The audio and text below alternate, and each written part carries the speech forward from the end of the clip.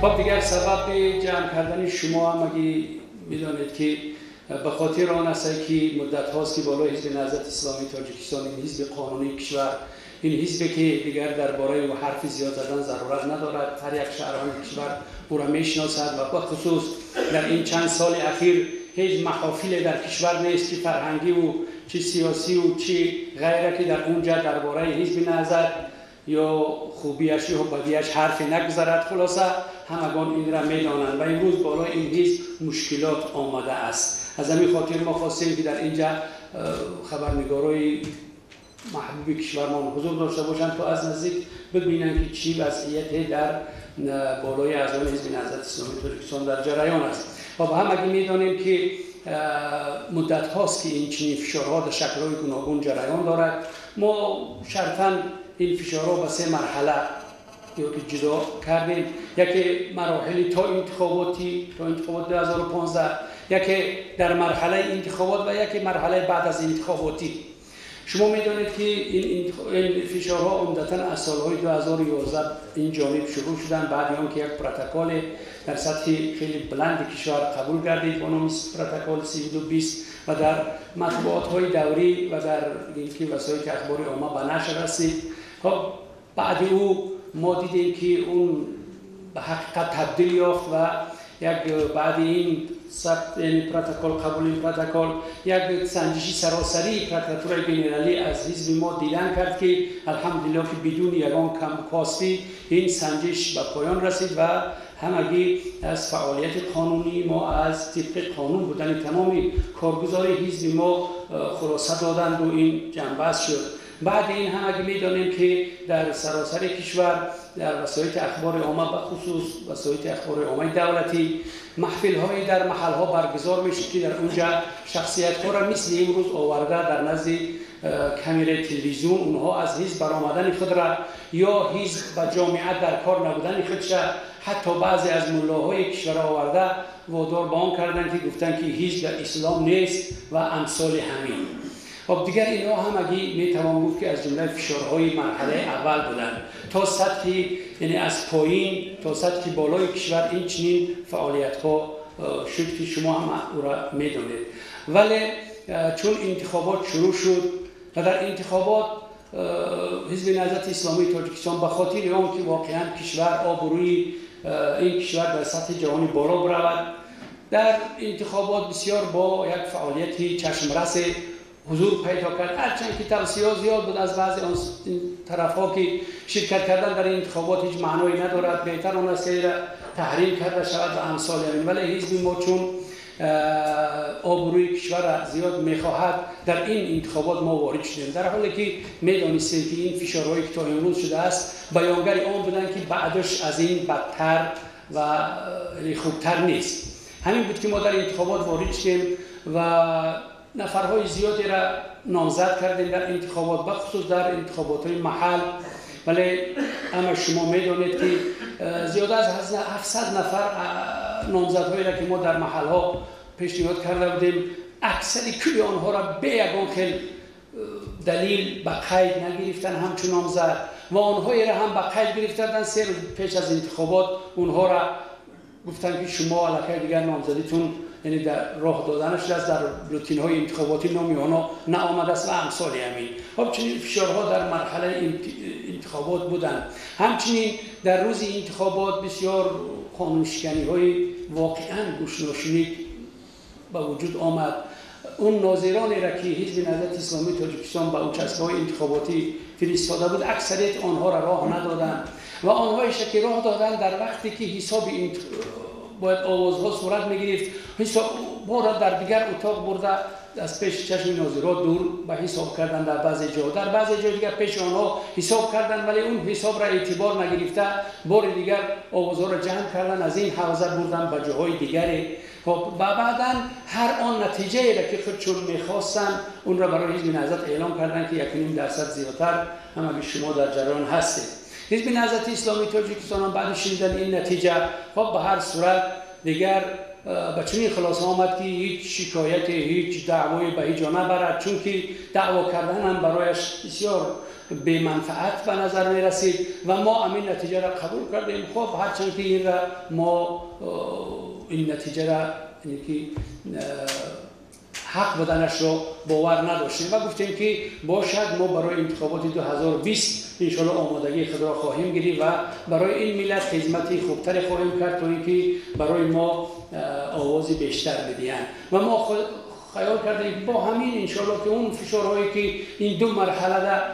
سپری شده بودن انشاءالله که خاتمه می‌یابند و ما همچنین یک حزب ضعیف همچنین یک حزبی که 1% اهالی کشور ما را یا جانبداری کرده باشد همون تو فعالیت کردن می‌گرفتیم، چون در کشور ما حزب‌های زیاد هستند که این مقدار طرفدار دارن ولی اونها رسما عمل میکنن. در همه دنیا همچنین احزاب ضعیف وجود دارد. ما هم یک حزب ضعیف عمل میکردیم ولی متاسفانه بعد از انتخابات مرحله سوم این فشار و تعطیل‌ها شروع شد که میتوان گفت که از دو مرحله اول شدیدتر و قانون شکن‌تر و حق و حقوق و آزادی‌های این شهروندان کشور پایمال کننده تر شدن این مرحله و یک قسمتش یک قطره از دریا را شما در این نواری بسیار کوتاهی که برای شما پیشنهاد کردید شما دیدین و مشاهده کردین و باید ببینیم که این فشارهایی که در کشور ما میرن از همه بدتر آن هستی که واقعا در اینجا احترام قانون دارد از بین می رود. قانون به هیچ وجه از جانب آنانی که این سیاست را براه مانده است که در اینجا به دو سه مقاماتش اشاره شد دیگر آنها قانون هیچ ارزشی برایشان ندارد، چون که صدها بار برایشان گفته میشد که برادر عزیز کنستیتوسیون کشور این بخنامه ملت برای هر یک شهروند حق و حقوق و آزادی های داده است که شما این را دارین سلب میکنین، دارین آزادی های مردم را میگیرین. این مخالفت دارد به این چیز ولی هیچ گوش شنوایی تا امروز پیدا نشد. این فشارها سبب شد که حزب نهضت اسلامی تاجیکستان به مقامات داخل در اساس حق و حقوق کنستیتوشنی که دارد مراجعت بکنند. ما نخستین مراجعت را در تاریخ 21 ماه اپریل به مقامات پروکراتور گنرالی کشور مراجعت کردیم و حتی دو معاون رئیس با حضور یافتنمان در خود مقامات از قانونشکنی هایی که در این کشور می رود اون مقام را همچون حامی قانون اطلاع دادیم، خبر دادیم، هم شفاهی و هم خطی در اختیارشون این قانونشکنی هایی که در کشور هست گذاشتیم و همچنین در تاریخ 28 ماه اپریل به وزارت امور داخله مراجعت کردیم و تمامی فکت هایی که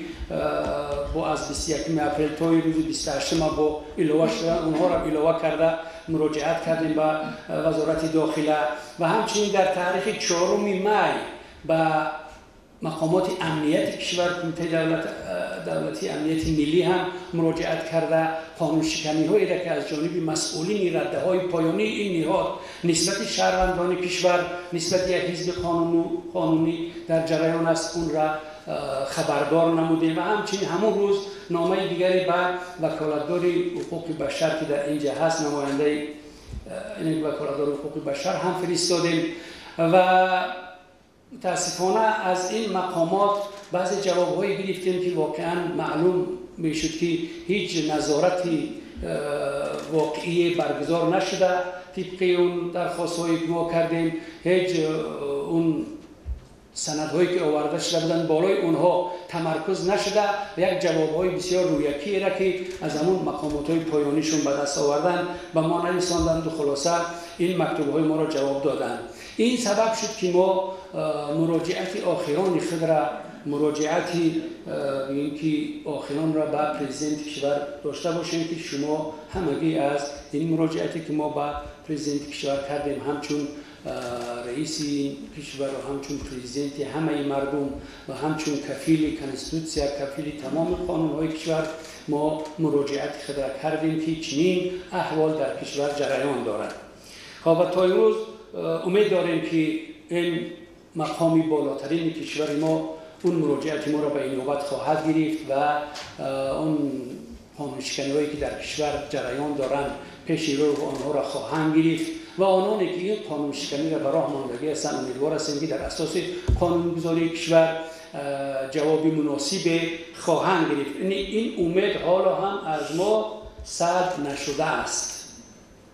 هرچند که تا امروز هیچ نشانه از دیگرگونی در روند این سیاستی در جریان بوده احساس نمیشه.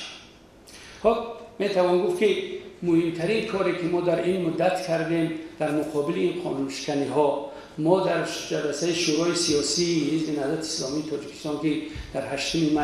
دایر گردید، در اونجا این عریضه هایی که از اعضایان حزب با راه فشار، با راه تضییق که در اینجا نشان داده شد قسما به شما، از جانب مقامات های مربوطه کشور گرفته می شوند و همچنین در چند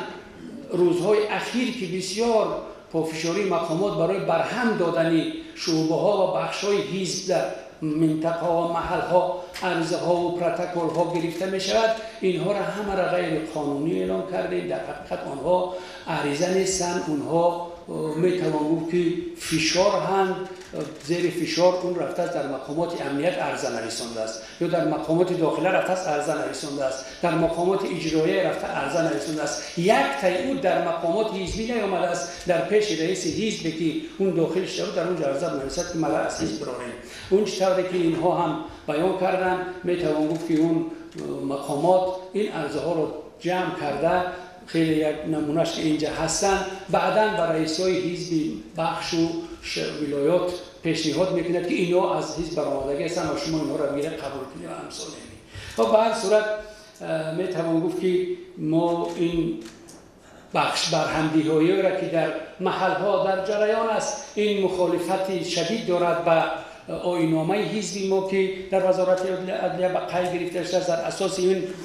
چیزی که ما داریم، یعنی آیین‌نامه ما داریم، این بخش‌ها را تشکیل دادن و یا برهم دادن این در صلاحیت ریاست حزب نهضت اسلامی تاجیکستان است. هیچ کسی این را حق ندارد که چی رئیس ولایت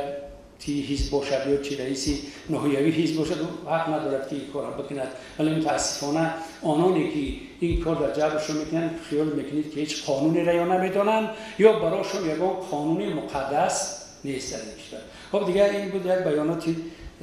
نمیدونم مختصر یا مفصل درباره همین فشارها. دیگه الحال ما در این تالار جمع آمدیم